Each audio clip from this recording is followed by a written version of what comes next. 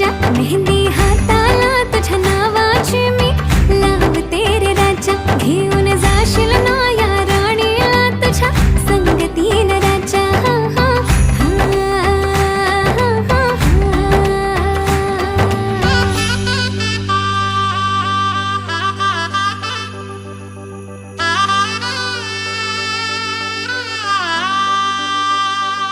सजली ही नवरी बाई नवरोबासाठी ग, गाली हळदी चाले पा दिसते किती गोड ग.